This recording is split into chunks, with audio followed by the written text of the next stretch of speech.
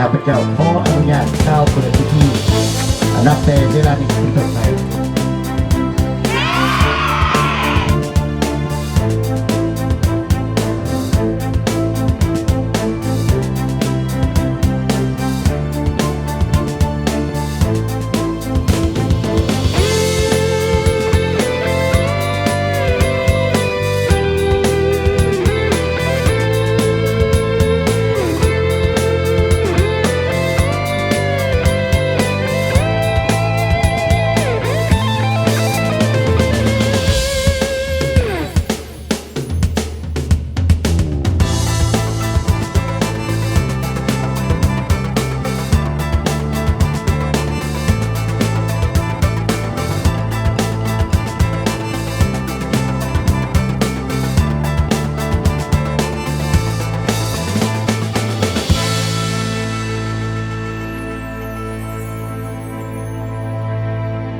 ครับเจ้า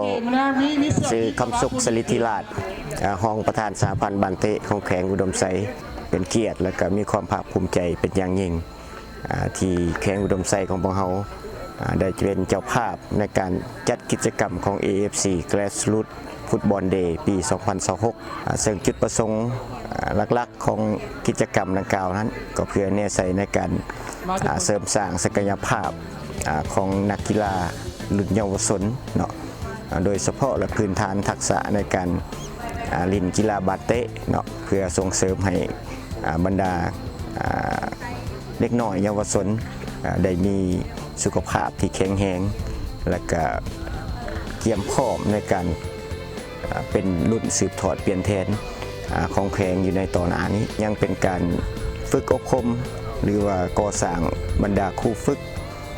สำหรับกีฬาบาเตะขั้นพื้นฐานเนาะเน้นใส่เพื่อให้บรรดาน้องๆเยาวชนมีความสมัครคีหักแพงซึ่งกันและกันให้ห่างไกลกับยาเสพติดหันมาเล่นกีฬาเพื่อสุขภาพให้มันหลายขึ้นเนาะในนามห้องประธานสหพันธ์บันเตะของแขวงก็คือต่างนาให้ทางคณะนำของสหพันธ์บันเตะของแขวงก็แสดงความหูบุญคุณและก็ขอบอกขอบใจเป็นอย่างสูงมายังสหพันธ์บันเตะแห่งชาติลาวที่ได้นำเอากิจกรรม AFC Grassroots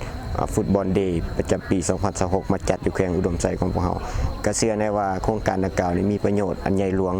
ให้กับบรรดาน้องๆเยาวชนบ่เฉพาะแต่แขวงอุดมไซเนาะบรรดาแขวงที่สหพันธ์แห่งชาติลาวไปจัดกิจกรรมในครั้งนี้ก็ขอฝากฟังกับบรรดาการนำของสตลเนาะสหพันธ์บันเตะแห่งชาติลาวจงได้นำเอากิจกรรมดังกล่าวนี้มาจัดอยู่แข่งของพวกเราให้ต่อเนื่องในแต่ละปีเนาะเพื่อให้น้องๆเยาวชนของพวกเรามีจิตสำนึกที่ดีต่อกับอย่างงานกีฬาบันเตะของเยาวชนของแข่งของพวกเราจะขอขอบใจ